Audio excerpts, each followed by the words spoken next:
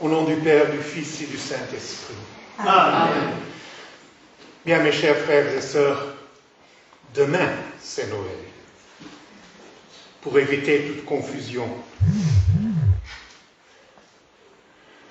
on n'est qu'à la vigile, la préparation, qui est déjà un peu festive. C'est pour ça qu'on porte les ornements roses. Quand on mélange le violet avec du blanc, ça donne ce joli couleur. Une phrase qui retourne plusieurs fois dans la liturgie de ce jour et avec laquelle a commencé déjà l'office du matin, ce matin tôt, qui dit aujourd'hui le Seigneur va venir. Demain, vous verrez sa gloire. Et on a prié dans la collecte chaque année, Seigneur, tu ravives en nous la joyeuse espérance du salut. Nous accueillons dans l'allégresse ton Fils unique qui vient nous racheter. C'est ça le vrai sens de l'Avent, le vrai sens de cette vigile, le vrai sens de Noël. Parce que ici en Occident, malheureusement, Noël a été très réduit pour beaucoup au sapin, les lumières, les décorations et les grands repas. Et il n'y a rien de mal en ça. Mais le vrai sens, c'est cette joyeuse espérance du salut. Le Seigneur qui va venir, le Seigneur qui est venu, qui viendra. Et déjà que, dis donc, ce côté mondain de ces fêtes, moi personnellement, ça m'a jamais très fasciné. Surtout pas cette année, vu la tragédie qu'on a vécue dans ma famille. Mais je peux vous dire que même au milieu du douleur, du deuil, je ressens quand même aussi cette joyeuse espérance du Seigneur qui viendra nous racheter. Dieu qui s'est fait homme dans un petit enfant, l'Emmanuel, le roi des nations, l'Orient splendeur de la lumière, comme nous avons connu dans la liturgie de cette semaine passée. Et l'évangile d'aujourd'hui, on l'a encore dit entre nous hier, on le connaît par cœur déjà. Il est lu plusieurs fois au cours de l'année liturgique.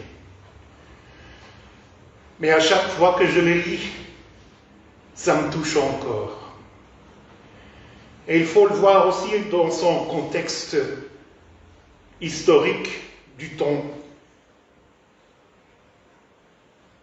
Et ça dit, et nous dit Saint Matthieu, voici quelle fut l'origine de Jésus-Christ. Marie, la mère de Jésus, avait été accordée en mariage à Joseph. Or, avant qu'ils aient habité ensemble, elle fut enceinte par l'action de l'Esprit. Il faut savoir que, à cette époque, en Israël, on prenait les fiançailles un peu plus au sérieux que nous aujourd'hui. À nos jours, un jeune couple qui décide de se fiancer, souvent les premiers problèmes, ils annulent tout et ils se séparent. À cette époque-là, s'ils voulaient terminer les fiançailles, fallait déjà faire l'acte de divorce.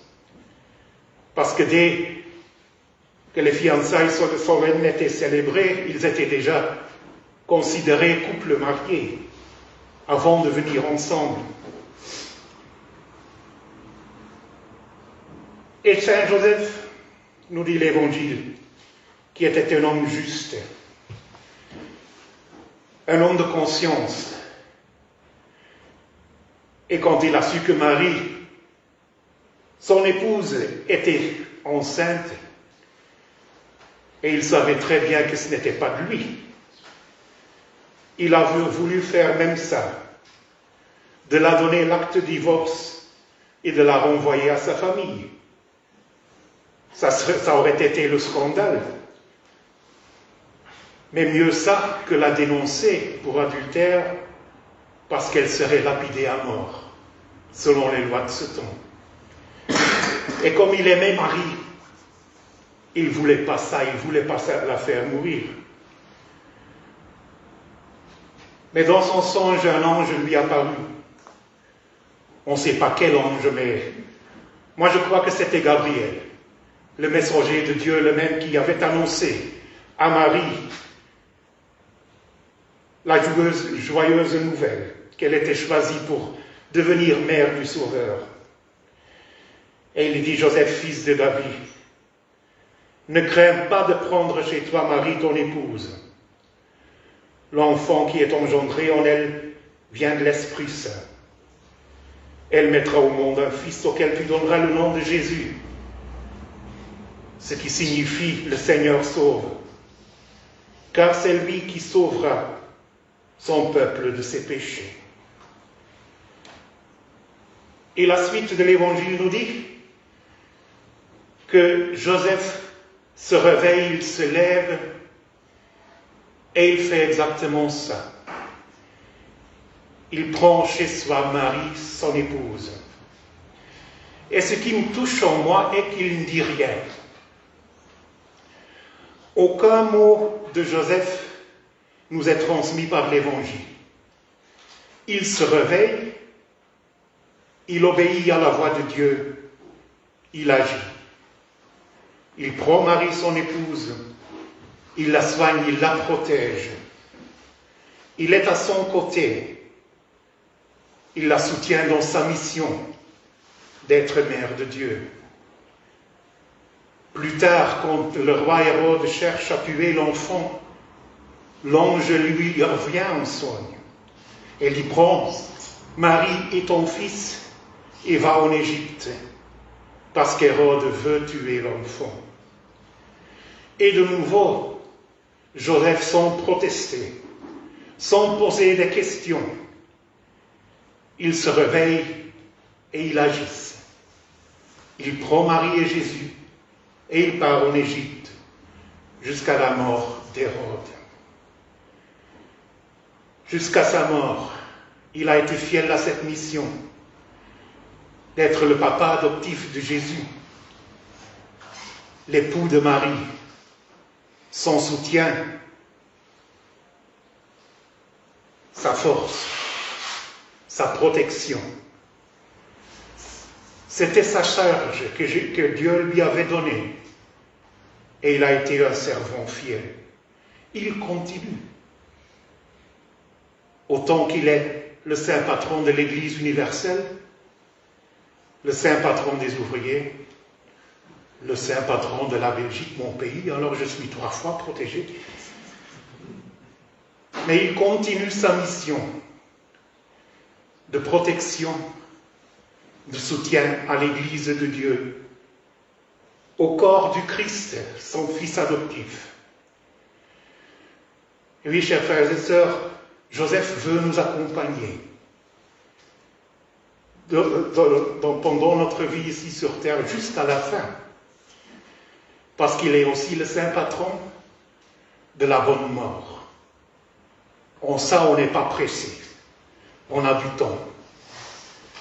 Mais il veut rester avec nous jusqu'au dernier jour. Alors, prenons Joseph par la main. Il nous l'attend. Il veut nous aider. Il veut nous soutenir. Il veut nous diriger vers son Fils Jésus. Parmi son épouse Marie, il faut lui demander. Il faut lui envoyer un messager, un ange. On sait d'expérience qu'il faut parfois insister, parce qu'il donne l'impression parfois de traîner un peu. Mais il agit au bon moment.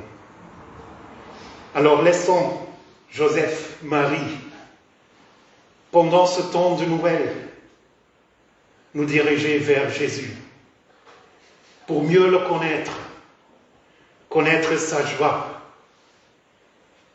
son salut, sa force et sa grâce, que je nous souhaite aujourd'hui, au nom du Père, du Fils et du Saint-Esprit.